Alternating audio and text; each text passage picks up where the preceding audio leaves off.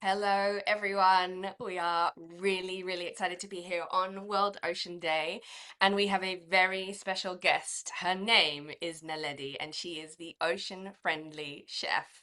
Naledi, welcome. Where are you in the world? And tell us a little bit about the work you do.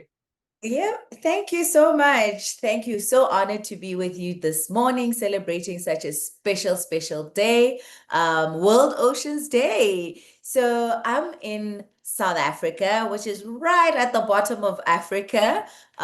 Beautiful country that we have and beautiful oceans that we have. So let's get into what I do. I'm a chef, right? The ocean friendly chef. Love cooking, love simplifying our science into everyday meals, using everyday ingredients. But most importantly, I think what's very important for me that I really enjoy is how I contribute to the health of our planet, specifically the oceans. I love it. And I think of all the jobs, when people think about jobs that have something to do with protecting the ocean, chef Yeah. is maybe not the first one that comes up on the list. So that's why I'm so excited to speak to you today. We have stacks of questions. So we've got questions coming in live. We've also got questions that came in beforehand from schools who wanted to get those in. So I'm going to start with, let's have a look. What do you enjoy most about your job? What do I enjoy most about my job? I think teaching. Nice. Because I think it's quite important to also clarify the kind of chef that I am. I'm not working in any establishments like your restaurants, your hotels, and I've been working with the Marine Stewardship Council for the past 5 years and as the brand ambassador in Africa. So that entails a lot of teaching. I think that's how we literally aligned. So I love simplifying things for everybody, and I think what I enjoy seeing is actually the reactions when I do all the teaching. So basic teaching, whether it's on social media, whether it's in classes, whether it's cooking demos, but I always try to bring in that aspect of sustainability because what people don't understand is that as chefs, we actually play a huge role in seafood and general sustainability, and that we can actually contribute positively to our planets. I love that. Okay, next question for you. What is the most difficult dish you have ever cooked? I'm going to add a layer to that. What's the most difficult seafood fish or like fish dish that you have ever cooked? I'm all about simplicity. I need to think long and hard about that one because I'll tell you this, cooking seafood for me has been quite easy. It's food that cooks really quickly, you know. What we are exposed to here, the only MS certified seafood that we have here is hake. So just trying to cook different dishes in terms of the hake, so not only deep frying it, which people actually do find difficult because sometimes it comes out very hard. The end product of it is dry because they don't know the right temperature, they don't know the right temperature of the oil, they don't know how to actually batter it if they're going to batter it. Yeah. But I think that has been the most difficult that I've encountered through people, not necessarily me cooking it. Oh, okay. Yeah, that's a good answer. Okay, this next answer, you might know the answer, and if you don't know the answer, I feel like we know where we can send people to find out. How do you know when a species of fish has been overfished? We know where to find out, right? Let's send them there for the Yes. exact place and how to know. Yeah, so if you go have a look at the Marine Stewardship Council, you can learn all about how they figure out which species are being overfished. And of course, it's completely different depending on where you are in the world, right? So maybe the Mm, fish that I'm eating are plentiful where I'm from, and maybe not so plentiful where Naledi is from. So you have to always check where you are. mm. Okay, next question. This one really made me laugh, okay? So it's got nothing to do with fishing. It's got I'm nothing to do with laughing seafood. already. Can you do the dance move, the worm?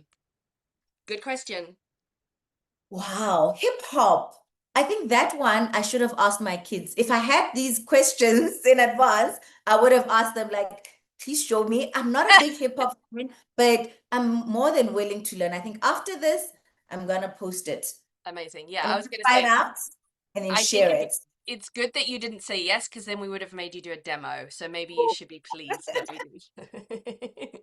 The What do dancing you, chef now. yeah, what do you think some of the biggest barriers are to people eating sustainable fish? I think lack of knowledge is the biggest thing. People don't know what sustainable seafood is or sustainable fish is.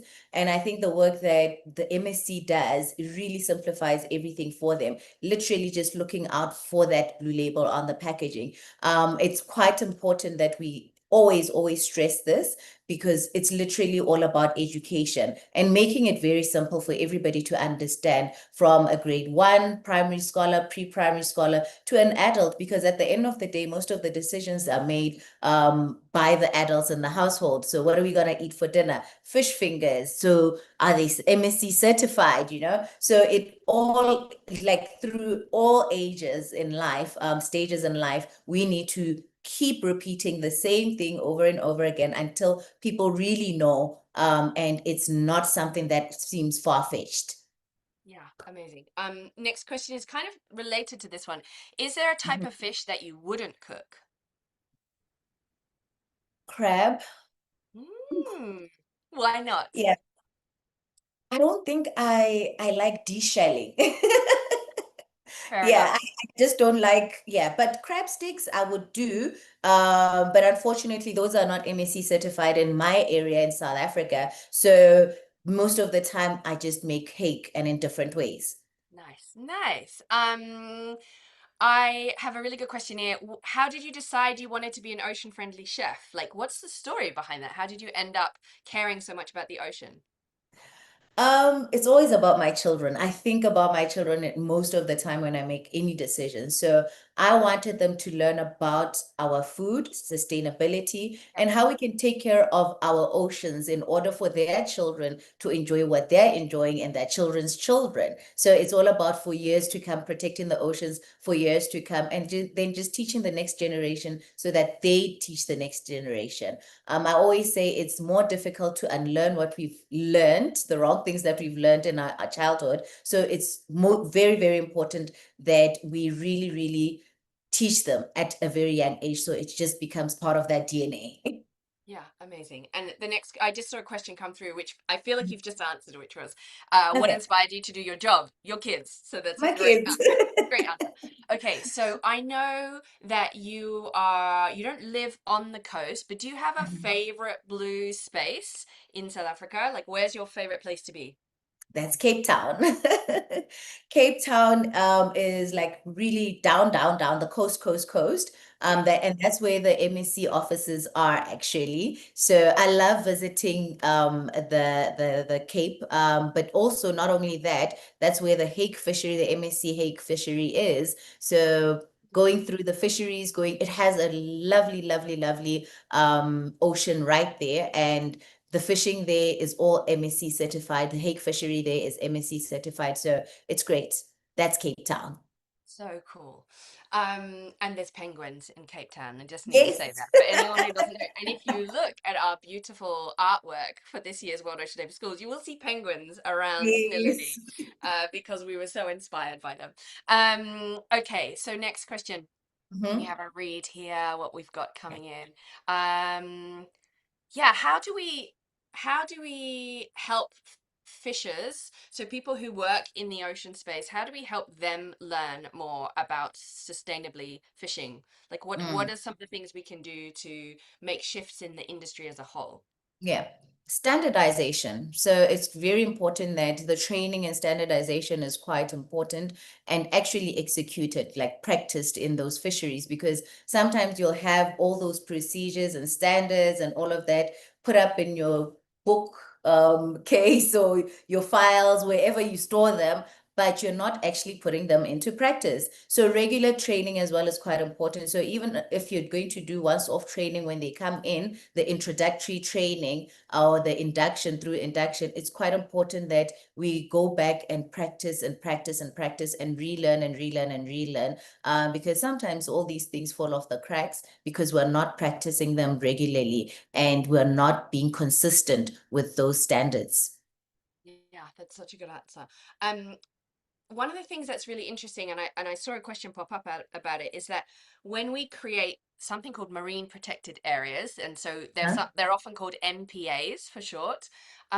People don't realize that actually creating an area that's protected Mm. makes the fish like even more plentiful, right? So we Yeah. protect fish, which actually benefits the fishes. So sometimes we imagine that creating a marine protected area means it's not good news for the fishes because they're not allowed to do as much, but Mm. generally we end up with more fish in that area. So, are there Yes. areas in South Africa that are marine protected areas? That's down in Cape Town. Okay, nice. Where the Marine, where our MEC head office is, that's that side. Yeah, okay, cool. And oh, this is an interesting question. Why Mhm. is seafood considered nutritious? Oh, love that question. Seafood is considered nutritious because it's rich in omega-3, which is good not only for our brains, but also for our hearts. So that's very, very important. And it has other minerals and vitamins. It's also good for the ocean. Yes, Hmm. So not amazing. only for our bodies, it's also good for the ocean. It's a Okay. whole ecosystem. Yeah, totally, totally. Yep. Okay, let me see. I think we've probably got time for one or two more questions. What does a typical day in the life of Naledi look like? Ooh, all right. So my days differ depending on the projects that I'm working on. But always start with the school drop-offs. And because I wear so many hats, even as a chef, I do training and development, I do restaurant menu development, recipe development, so and on-site training. So most of the time, immediately after school drop-off, it's straight into my office to attend to emails and my to-do list. So it really depends on the projects that I'm working on. So sometimes I'm on site. I go to the restaurants to do the training. Sometimes it's research on different restaurants that are serving more or less a similar menu to where I'm developing the menu. And sometimes it's just training that staff. So cool. How much time Yeah. do you get to spend in the kitchen? Not as much as I thought I would as a chef, Yeah. because actually there's a lot to culinary. So there are a whole lot of spheres to it. Because teaching doesn't necessarily always include practical. So when we talk about MSc, it's actually more theory than practical, right? It Yeah. would be me teaching you about how to choose the right kind of seafood, sustainably sourced seafood. And then the practical part of it would just be doing the demo. So I don't spend that much as much as I thought I would, but I think a typical day, I would spend about 40% of it in the Okay. kitchen. Yeah. That's so cool. And I think what I love about learning about your job is that, even if we look at the like job title chef, we imagine Mhm. that looks one kind of way, and actually what you do is different to a lot of other chefs. Like Yeah. it's so cool to see all the different ways that we can do it, and also learn that I feel like almost any job you do can help protect the ocean, which sounds crazy, but actually you're a really, really good example of it. Okay, one final question. Okay. What is the rarest sea creature that you have ever seen? Well, which one is it? Can't think of any right now. Hmm. I think because of living inland, I'm not Mm, exposed to a lot of the sea creatures as much as I would love to, yeah. because I only go to Cape Town, for example, or Durban, or wherever, but just for a few days, you know? So yeah, I'd really have to What think would be about it. your favorite? Let's switch it up. What would be your favorite sea creature? I think sardines. Nice. Can you tell us just before we wrap up, because people Okay. might not know this about South Africa, but there's something called the sardine run in South Africa, which is this amazing thing. Can you tell Yeah. us a little bit about it? So, I actually haven't been involved with the sardine run. I've read about it here and there, so I'm Yeah. really not familiar with it and the details around it. So I don't want to not tell the truth about the sardine run.